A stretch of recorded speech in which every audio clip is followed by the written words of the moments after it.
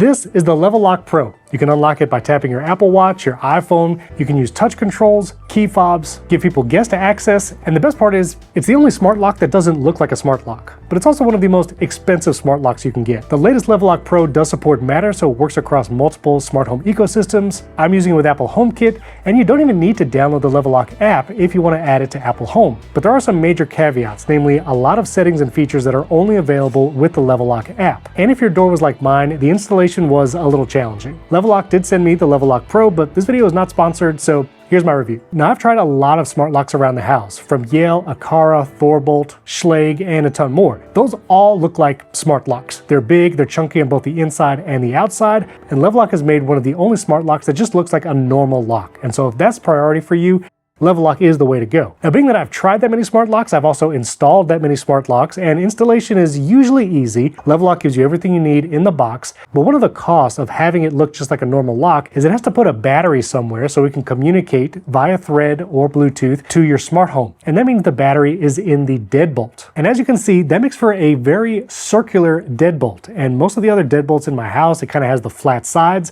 And this door in particular, well, let me just show you. This exterior patio door, it had some material in the area of the deadbolt, so the Level Lock just wouldn't close, wouldn't lock, and even now, it's not perfect. It'll often jam, and I'll actually get that notification on my phone. So I basically had to mangle the inside of this door. There was probably a better way to do it, but now at least it pretty much goes through. Now, depending on how your door fits in your door jamb, if I just try to turn it, it's not going to go all the way. And then I'll usually get this kind of notification that the backyard patio door was jammed. If I pull the door a little bit and then try to lock it again, now it'll actually tell me that the patio door is completely locked. Also, as you can see, I kind of had a square lock here on the interior, so the round one, it looks a little funny, but I could repaint that if I wanted. So just keep that in mind. Look at where the deadbolt goes in the door jamb. If you have that complete circular affordance, great. And as you can see, it's very low profile on the inside and the outside. It turns really easily if it lines up perfectly with your door. And the Level Lock Pro also comes with hardware like this for the inside and for the strike plate over here. You can see I kind of messed up the weather stripping because I had to,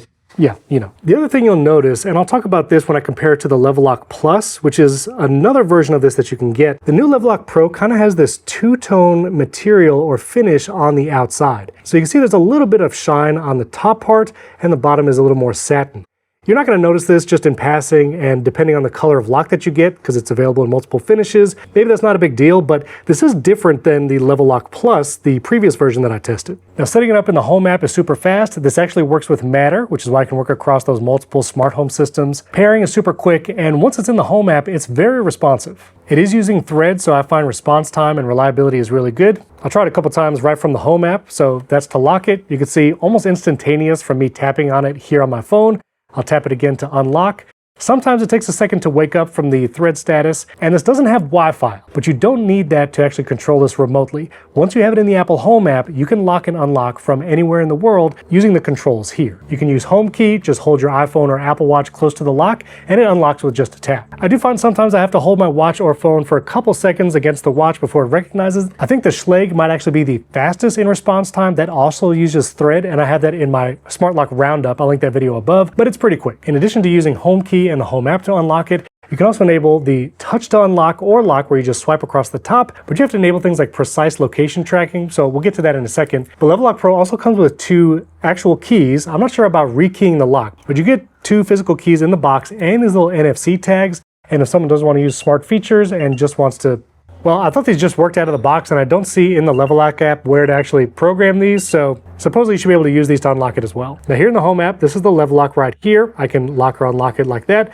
But let's jump into the settings because you get just a few here in the Home app and then way more in the Level Lock app. You can turn off automatic locking here in Apple Home, and you can try to set up some automations. The location ones should work where when you get home, it unlocks automatically, but sometimes it requires your phone to be unlocked to run those. You can get status notifications like when it's locked and unlocked. Here are all the notifications I've been getting as I've been messing with the lock. You can turn those off so you don't get those. But one of the things that was super frustrating is this and many other smart locks have sound on by default, and you can't control the sound settings with the Home app. You have to use the Level Lock app for that. So you open the Level Lock app, you have to create or sign in with your account, and give it access to your home data, and then the level lock will just appear here. So setting it up is easy, and I did pair it with the Apple Home app first and then the level lock app. And one of the nice things about Level Lock Pro specifically, you can actually see door status in the app. So right now you can see it told me patio door is open, and I'm gonna say lock the door anyway, and then it will lock. Unfortunately, that door status is not surfaced in HomeKit.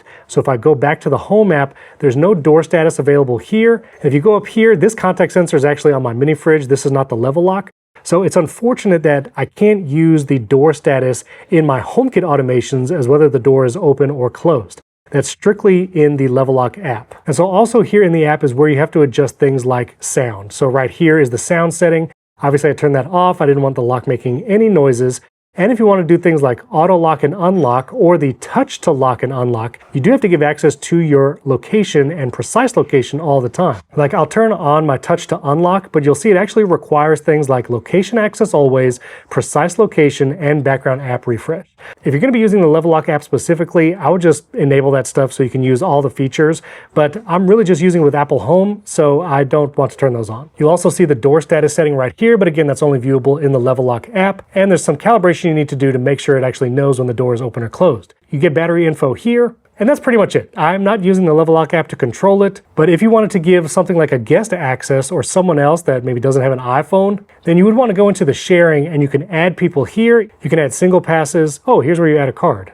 Okay, well there's the card. So that's another thing you have to use the Level Lock app for. These NFC tags don't come programmed in the box, so if you want to be able to program these and give these to either friends and family members to use, you do need the Level Lock app for that as well. So while you can add those NFC cards or give someone access like on a schedule in the Level Lock app, that is something you can also do in the Home app. Here in the Home app, if you go up to the three-dot menu, go to Home Settings, and then go to Invite People, you can actually invite a guest. I believe this was new in iOS 18. Once you choose a contact, you can actually set the schedule here, whether it's certain days and certain times or just any time, and then you can give them access to your secure devices, including things like the garage door, and these are my smart locks. This is the patio door. So if I enable patio lock here, then my friend can actually use the Apple Home app to unlock my home, and of course I can revoke access to that later. Main thing is, I guess I wish sound for smart locks like this were just off by default and I didn't have to download the specific app just to change that one setting. But when it comes to apps for smart devices and smart locks, Level Lock does a nice job. All right, and lastly, there's multiple versions of Level Lock. This is the Level Lock Pro. There's the Level Lock Plus that you could still get on Amazon, which is $320 or $30. This one's $350. There's just plain Level Lock, which is $250. Or you could buy just Level Lock Bolt for $200. Now, if Apple HomeKey is a priority for you, like it is for me, you want to be able to unlock the lock with your Apple Watch or your iPhone, Level Lock Pro or Level Lock Plus are the models you want. I imagine Level Lock Plus will go away pretty soon and Level Lock Pro will just be the one Apple HomeKey high-end version. The one main difference is door status detection. You get that with Level Lock Pro, not the Plus, but again, not surfaceable in HomeKit. That's just seen in the Level Lock app. You also get all the finish matched hardware with either the black or the satin nickel finishes you get with Level Lock Pro. You don't get all that hardware with Level Lock Plus. All the Level Locks are ANSI grade 1A, they have the BHMA AAA certified security, but the one last big difference is Level Lock Pro supposedly has up to a year of battery life, whereas Level Lock Plus and other models are 6 months or less. So bottom line, if how your smart lock looks is your top priority and you don't want it to look like a smart lock,